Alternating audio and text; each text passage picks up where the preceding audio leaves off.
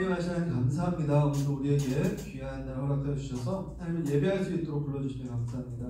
하나님 오늘 이 시간 하나님을 예배하길 소망합니다. 하나님 말씀을 듣길 소망합니다. 말씀하여 주시고 깨닫게 하여 주시고 알게 하여 주시옵소서. 그래서 세상에 나갈 때에 그리스도인으로서 살아갈 수 있는 귀한 청년 될 수 있도록 주님 함께 하여 주시옵소서. 오늘 예배 가운데 역사하실 하나님의 이름을 찬양하며 나아갑니다. 감사합니다. 예수님의 이름으로 기도드렸습니다. 아멘. 오늘 우리에게 주시는 말씀은 마태복음 6장 23절부터 25절까지의 말씀입니다. 마태복음 신약성경 마태복음 6장 23절부터 25절까지의 말씀입니다.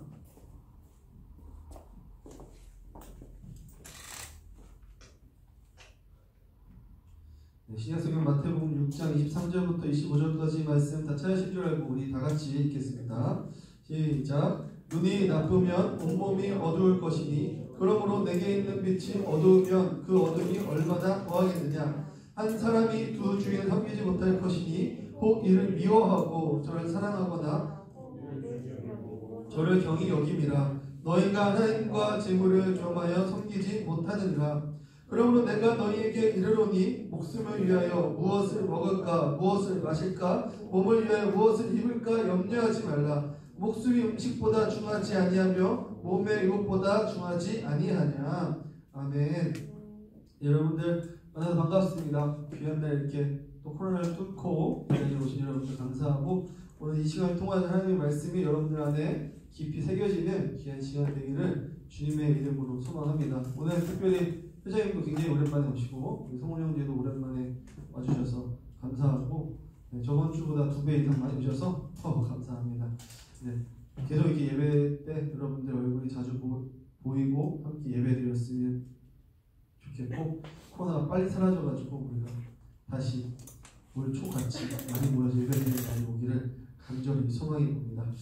네, 우리나라는 이제 코로나 사태로 인해서 우리나라 국민성이 얼마나 뛰어난지 세상에 보여주었습니다. 여러분들 모두 느끼시겠지만 미국보다 영국보다 독일보다 프랑스보다 우리나라가 훨씬 더 이 방역을 잘 해내고 있고 지금도 잘하고 있다는 사실을 여러분들 뉴스를 통해서 알고 계실 것입니다.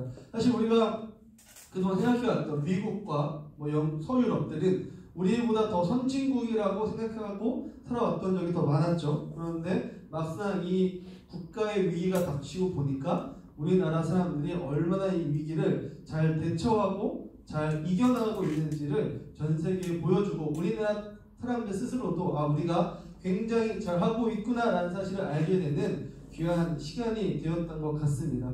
여러분들 조금만 더 참으시고 조금만 더 기다려주시고 이 사태가 우리가 교역자들끼리도 얘기하고 여러 사람들끼리 얘기하면서 했던 이야기는 코로나가 종식되진 않을 것이다. 완전히 백신이 나오기 전까지는 끝나지 않을 것이다. 우리는 이제 포스트 코로나 시대에는 이 코로나와 어떻게 함께 갈지를 더 고민하고 생각해 봐야 될 텐데 그때에 우리는 어떻게 해야 될지 어떤 시민적 모습을 보여야 될지 같이 고민하고 생각하시는 그런 여러분들 되기를 소망합니다. 네, 이렇게 훈훈한 모습 가운데에서도 안타까운 사건들이 우리 사회 가운데 계속해서 일어나는 것들을 보게 되어집니다. 특별히 이번 주에 이슈가 되었던 사건은 정의기억연대라는 여성단체 운동에 대한 문제들이 굉장히 이슈가 되었습니다. 여러분 다들 아시는 뉴스를 보셔서 아시는 것과 같이 정의연이라는 단체는 사실 이번 사건이 터지기 전까지 굉장히 정의롭고 좋은 단체다라는 인식들이 박혀 있었습니다. 위안부 피해자 할머니들을 변호하는 단체였고 그리고 그 할머니들에 대한 관심을 쏟게 하였고 그리고 그 할머니들에게 많은 지원이 갈 수 있게 하는 단체다라고 생각했습니다. 그래서 그들은 매주 수요일마다 집회를 열었고 그리고 매주 수요일마다 그 집회를 통해서 많은 수익금을 통해 또 소녀상도 세우고 그래서 많은 좋은 일을 하고 있다라고 우리는 생각하고 있었죠. 그런데 이용수 할머니의 발언으로 이 정의연이라는 곳에 문제가 있다는 사실이 하나둘씩 알게 되었습니다. 이 정의연의 대표인 윤미향이라는 사람을 필두로 해서 이 단체가 위안부 할머니들을 위한 여러 기부금을 받았지만 그 기부금을 할머니들을 위해서 쓴 것이 아니라 자신들의 배를 불리기 위해서 썼다라는 사실을 뉴스를 통해서 알게 되었습니다. 정부에서는 이들에게 회계 내용을 공개하라라고 이야기했지만 이들은 근데 거부하였고 그 거부한 사건으로 인해서 의혹은 점점 커지기 시작했습니다. 일례로 밝혀진 사건을 보면 현대에서 할머니들에게 쉼터를 지으라고 10억이라는 돈을 기부하였습니다. 그런데 이 10억으로 할머니들이 쉼터를 지은 것이 아니라 안동에 있는 한 펜션을 구매했죠. 그걸 이제 7억에 구매했습니다. 여러분 모르겠어요. 그때 당시에 집값이 얼마나 됐는지 땅값이 얼마나 됐는지 모르겠지만 구해종지라는 그런 TV 프로를 봐도 그 정도의 펜션 4억 5억이면 할 수 있다는 것도 우리 대부분 보통 사람들도 알 수 있죠. 그런 펜션을 7억에 구매했고 그 펜션을 어떻게 사용했습니까? 그 펜션에 입금 예금주가 윤미향 대표였고 그러니까 펜션으로 한 모든 수익금을 윤미향 대표가 다 가져가고 그리고 펜션의 관리자가 누구였냐면 윤미향 대표의 아버지가 그 펜션을 관리하고 월급을 받으면서 생활했다는 사실이 밝혀졌습니다. 그리고 그 펜션은 위안부 할머니들이 가서 쉬고 이렇게 요양하는 곳이 아니라 진짜 펜션 사업을 했던 곳으로 밝혀지게 되었죠. 이 사건이 밝혀지자 정의연은 그 펜션을 4억에 팔게 되는 것들이 밝혀지게 되었습니다. 이런 사실을 통해서 이곳이 왜 이런 일이 되었는지 우리는 궁금하지 않을 수가 없게 되었죠. 그리고 이제 단칸방에 사시는 그 할머니들을 보여주면서 할머니들 이렇게 힘들게 사신다라고 이야기하지만 여러분들 거기 정의연이라는 단체 나라에서 매일 몇 억씩 기부금 가고 일반 시민들로 하여금 몇 억씩 기부금 가는데 할머니들 그렇게 힘들게 사는 것이 사실 이해되지 않는 일이었죠. 그러니까 돈을 다 그들이 월급으로 다 사용하고 있었고 많은 연봉을 받고 그 정의연이라는 사회단체에 있게 되었죠. 할머니들이 선풍기 하나 좀 새로 바꿔달라고 이야기했음에도 불구하고 바꿔주지 않았고 할머니들 밥을 주면 할머니들 버릇이 나빠진다고 밥을 주지 않았던 일들이 하나둘씩 밝혀지게 되었습니다. 왜 그렇습니까? 왜 그들은 이런 일들을 하게 되었습니까? 그들은 왜 할머니들을 이용하였습니까? 그들 마음 가운데 그들의 이름은 정의연이고 정의이고 기억이고 공이고 이런 것들을 이야기했지만 사실 그 마음 가운데에서는 돈이 우선시 되었고 자기의 욕심이 우선시 되었다는 것입니다. 자기의 이익과 자기의 만족과 자기의 권위와 명예를 위해서 할머니들을 이용했던 것이죠. 할머니들이 힘들게 살고 어렵게 살고 그런 모습들이 TV에 자꾸 비춰지고 보여야 사람들이 더 관심을 갖고 거기에 많은 돈을 지원하기 때문에 할머니들을 그렇게 이용했던 것입니다. 결국 할머니들은 젊었을 때는 일본이라는 거대 세력에 이용당하게 되었고 늙어서는 정의연이라는 욕심에 가득 찬 단체에 이용당하게 되었던 것입니다. 여러분 이런 일들을 통하여서 이들은 왜 이런 일을 벌인 것일까? 이들 마음 가운데 왜 그렇게 정의를 외치면서 돈이 가득하게 된 것일까? 우리는 생각하지 않을 수가 없습니다. 사실 우리나라는 신자본주의라는 체계 안에서 모두가 경쟁하는 사회로 돌입하게 되었습니다. 그것들을 어디서부터 배우냐면 학교에서부터 배우기 시작합니다. 이 신자본주의는 어떤 사회냐면 게임과 같죠. 이 돈을 많이 차지한 사람이 이기는 게임입니다. 돈을 많이 차지한 사람이 이기고 많은 것을 얻게 됩니다. 이 많은 것을 얻기 시작하면서 무엇을 하게 되냐면 이 게임에서 패배한 사람들, 돈을 많이 얻지 못한 사람들, 다르게 얘기하면 사업을 했으나 실패했던 사람들, 투자했으나 실패했던 사람들은 진 사람이 되는 것이죠. 그래서 이 이긴 사람들이 진 사람을 다스리는 사회가 되어버렸습니다. 그래서 경쟁을 통하여서 경쟁에서 이긴 사람들은 높은 권력과 지위를 얻게 되고 경쟁에서 진 사람들은 낮은 권력과 낮은 위치에 서게 되는 것이죠. 이런 것들을 평등하게 하기 위해서 나라가 책임져야 되지만 아직 나라가 그 정도의 모습은 되어주지 않는 것 같습니다. 특별히 이런 체계를 어디서부터 가르치냐면 학교에서부터 가르치는 것들을 우리는 경험하며 자랐습니다. 여러분 저는 제 기억에는 제가 벌써 중학교를 입학한 지 20년이 됐네요. 중학교에 딱 갔는데 요즘 중학생들은 중간고사 1학년 때 중간고사 기말고사를 안 본다라고 하지만 우리 그나마 우리 현욱 형제 때만 해도 중학교 1학년 때 중간고사 봤죠? 네. 현지 봤어요? 그렇죠. 네. 현지 이제 20살이죠? 네. 그래요. 중간고사 보게 됩니다. 중간고사 보면 뭐 합니까? 결과를 어떻게 해요? 알려주죠. 개인에게 알려줍니까? 아니죠. 모두에게 알려줍니다. 네. 모두에게 보게 됩니다. 내 성적이 어느 정도인지 그 적어도 그 반 전체는 다 알게 되는 것이죠. 그것을 통해서 무엇을 부추깁니까? 공부 잘하는 애들은 어떻게 되어봤습니까? 엘리트가 되고 모범생이 되고 그렇게 되어봤고, 공부 못하는 친구들은 자연스럽게 선생님들에게 도태되는 모습들을 보이게 되는 것이죠. 이런 것들이 사실 학교에서부터 은연중에 가르침을 받게 되는 것이고, 그 가르침을 통해서 우리 마음 가운데 뭐가 생기냐면, 잘해야지만 살아남을 수 있구나. 내가 내 인격과 내 인성과 내가 잘하는 무언가를 통해서 인정받는 것이 아니라, 이 공부라는 이 플랫폼 안에서 내가 그것을 많이 맡고 많이 차지해야 내가 인정받을 수 있구나라는 사실을 학교에서부터 조금씩 힘겨주기 시작하는 것이죠. 그것을 통해서 우리는 무엇이 되냐면, 이겨야 잘 살아남을 수 있게 되는구나 라는 것들을 배우게 되는 것입니다. 그렇게 이겨야지 살 수 있구나라는 사실이 우리 마음 가운데 새겨지게 되면서 사회에 나오면 어떻게 되느냐, 이것이 성적에서 돈으로 바뀌게 됩니다. 그래서 돈을 더 많이 갖고 더 명예를 많이 갖고 그렇게 되면 내 삶이 더 나아진다라는 생각들이 사람들 마음 가운데 깊이 아주 조금씩 새겨지게 된다라는 것입니다. 그래서 사람들이 어떻게 됩니까? 우리가 시민사회의 모습이 굉장히 좋은 모습으로 안전한 모습으로 살아가고 있지만, 그래서 밑에 있는 중상층은 잘 살아가고 있는 거 보이지만 점점 올라가면 올라갈수록 그들의 도덕성이나 윤리성이 떨어지는 것을 보게 되어집니다. 여러분, 제가 방금 정의연에 대한 예를 들었지만, 우리가 정의연뿐만 아니라 뉴스나 언론을 보면서 수많은 정치인들과 기업가들이 많이 얻으려고 노력하고 더 욕심을 많이 부리고, 그리고 그 욕심을 부린 것을 무엇으로 무마시키려고 합니까? 자신들이 갖고 있는 돈과 권력으로 무마시키는 것들을 우리는 뉴스를 통해서 숱하게 보게 되어집니다. 여러분, 왜 그렇습니까? 그들이 그날 하루만 잘못해서 그러한 나쁜 일들을 했던 것입니까? 아니다라는 것이죠. 조금씩 계속 그 마음에 새겨지기 시작하면서 더 많이 얻으려고 하고 더 많이 가지려고 했던 것이죠. 그렇게 계속 더 많은 것을 추구하다 보니까 결국 그들의 삶의 말로는 인간이 이야기했던 도덕성과 윤리성과는 굉장히 멀어진 삶을 살게 된 것이다 라고 볼 수 있는 것이죠.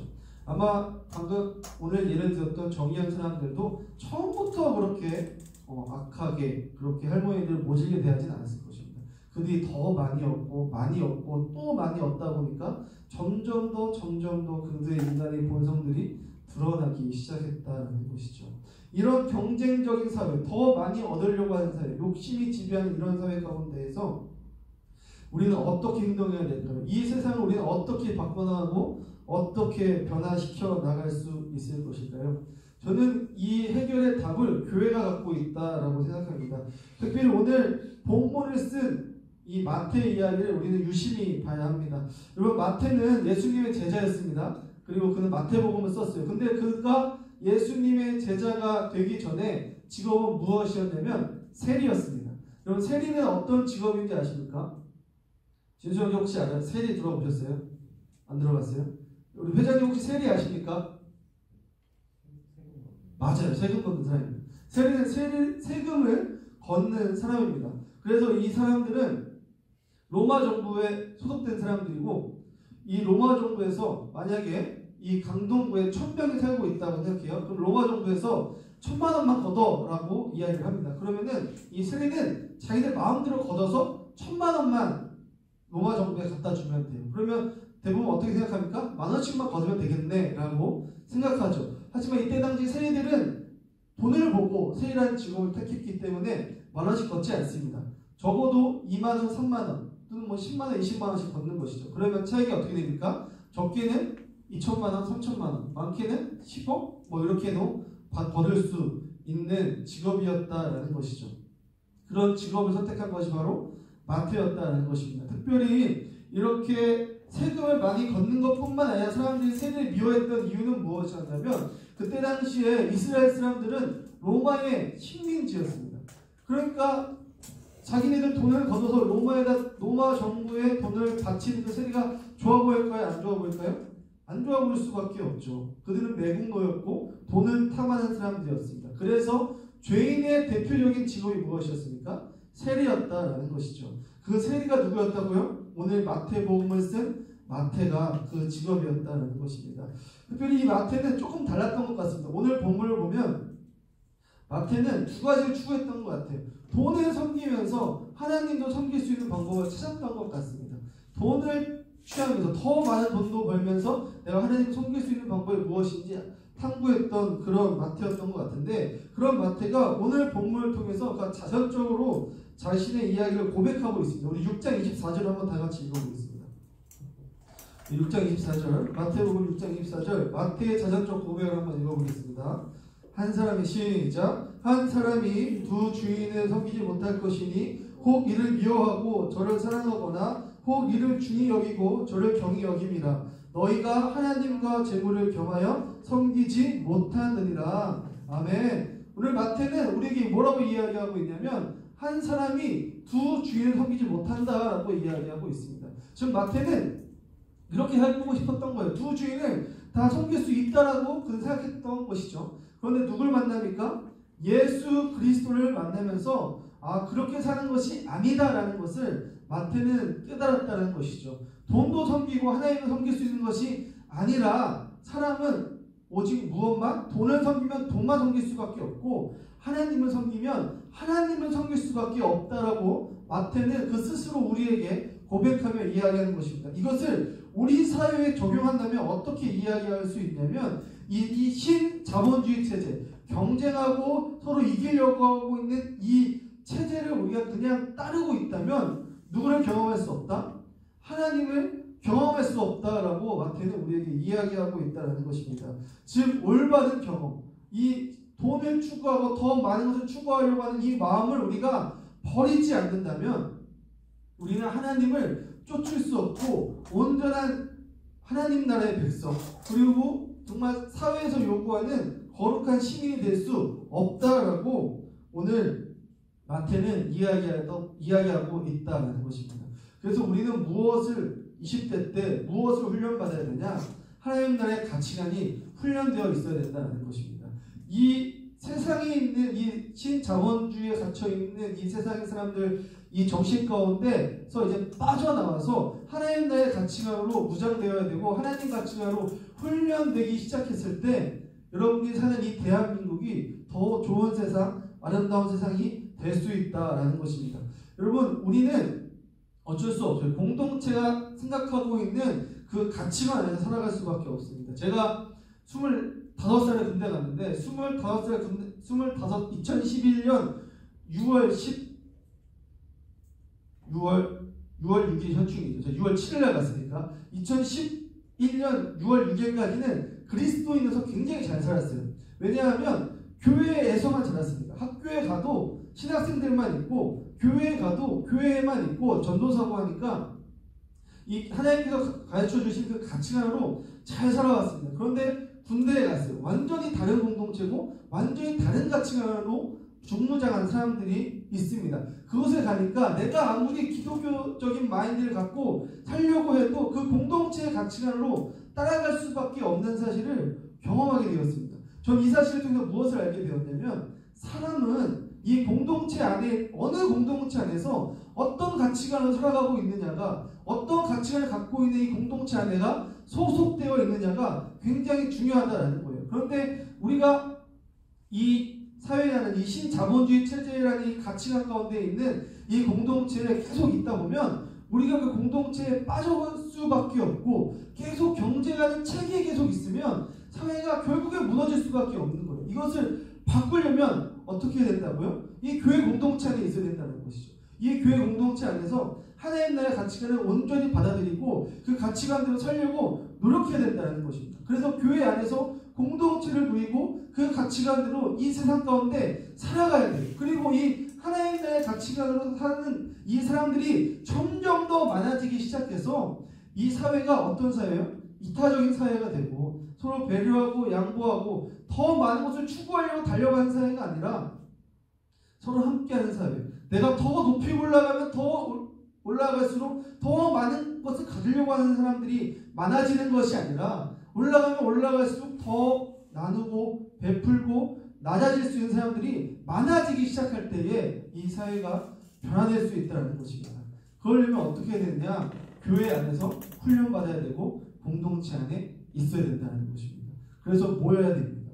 그리고 교제해야 되고 그리고 나눠야 됩니다. 그리고 교회 안에서 훈련받아야 됩니다. 지금 청년의 시기 때에 여러분들이 잘 훈련받지 않고 좋은 가치관 가운데서 살아가지 않는다면 결국 나중에 60대, 70대 권력의 정점에 올라가 있을 때 우리가 어떤 모습을 변할지 우리는 모른다는 것이죠. 그럼 우리 교회 안에서 훈련받아야 됩니다. 어떤 무엇을 훈련받아야 되느냐? 세 가지를 훈련받아야 됩니다. 이것은 교회는 기초다라고 기본이다라고 이야기할 수 있는 세 가지를 훈련받아야 됩니다. 첫 번째로 무엇을 훈련받아야 되냐면 말씀 안에 계신 하나님을 볼 수 있도록 우리는 노력해야 되고 훈련받아야 됩니다. 여러분 제가 코끼리에 대해서 여러분들에게 설명을 해요. 코끼리는 다리가 기둥만한 게 4개가 있고 코의 길이는 여러분들 상상한 것보다 엄청 길고 눈은 엄청 크고 속눈썹도 엄청 길고 그리고 꼬리는 생각보다 짧다라고 이야기했습니다. 그런데 여러분들이 꼭 생각해봐 가정하에 여러분들이 코끼리를 한 번도 보지 않았던 가정하에 이렇게 제가 이야기하면 코끼리를 제대로 그릴 수 있는 사람이 있습니까? 없다라는 것이죠. 코끼리를 제대로 보려면 어떻게 해야 됩니까? 동물원에 가서 직접 코끼리를 봐야죠. 아 그래야 코끼리가 어떻게 생겼는지 온전히 우리는 알 수 있습니다. 마찬가지다라는 것이에요. 여러분 교역자들이 이야기합니다. 설교를 아무리 잘하고 멋지게 한다고 해서 사람들이 변화되지 않습니다. 사람은 언제 변화됩니까? 하나님을 만날 때 변화된다는 것입니다. 하나님을 언제 만납니까? 말씀을 볼 때 여러분 하나님을 경험할 수 있다는 것입니다.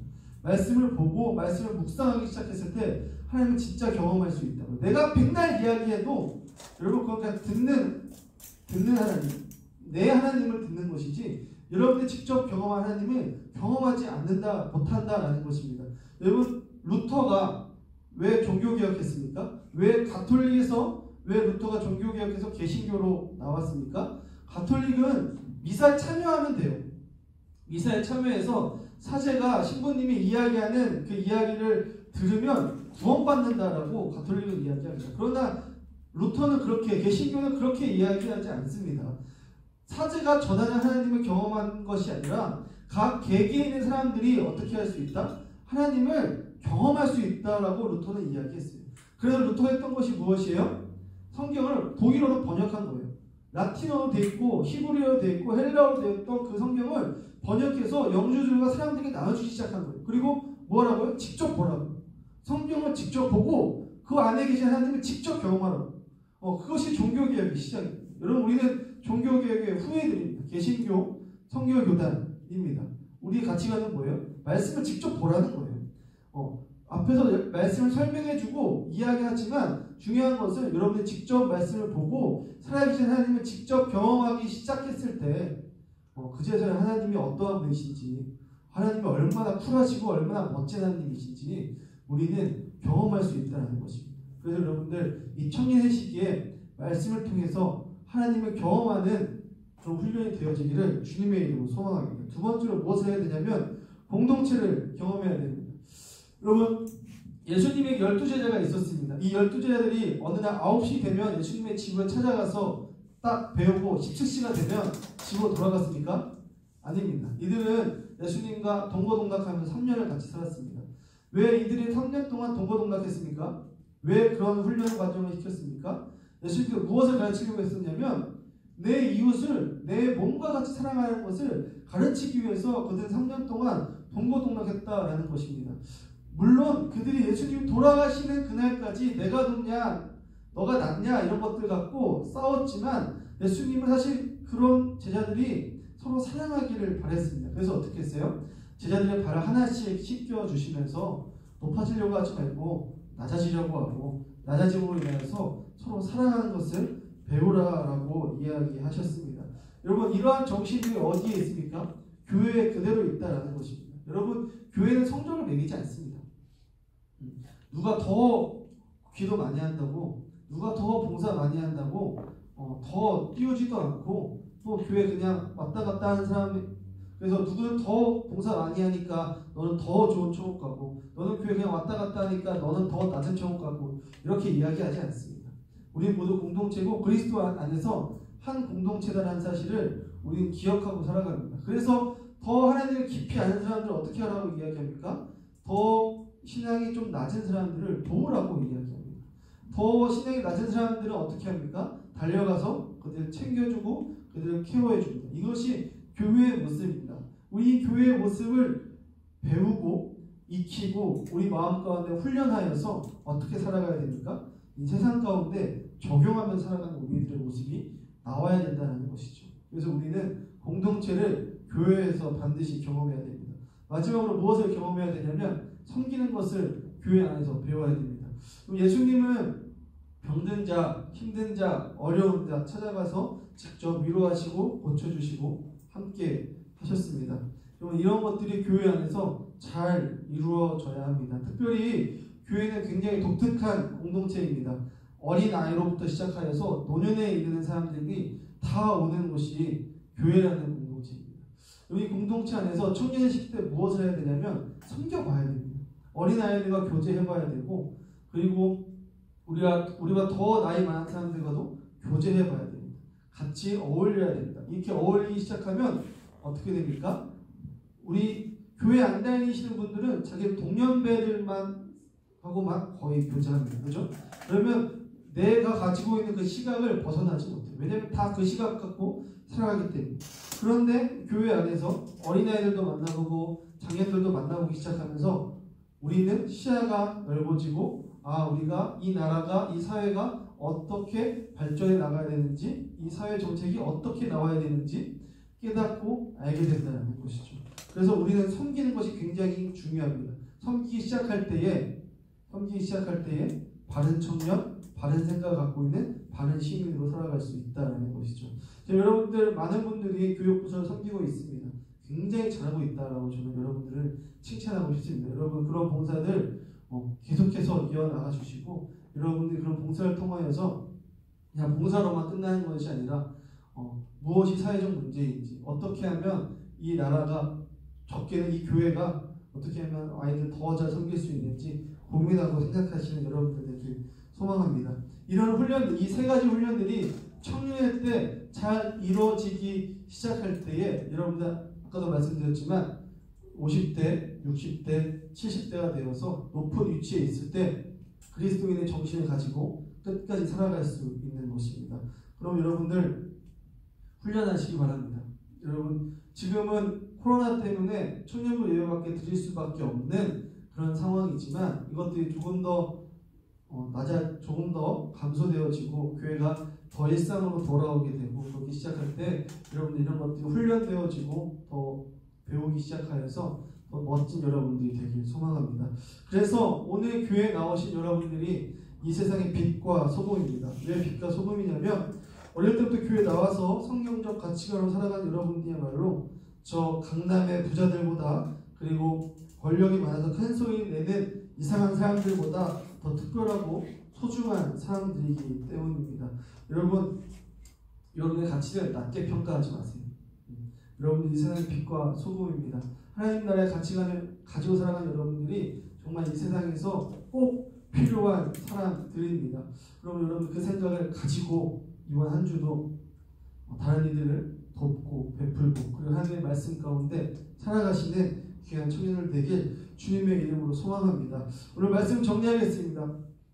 여러분, 우리는 좋은 공동체 안에 있어야 돼요. 좋은 공동체 안에 있기 시작했을 때 그 공동체의 가치로 살아갈 수 있다는 것입니다. 그 좋은 공동체가 어디라고요?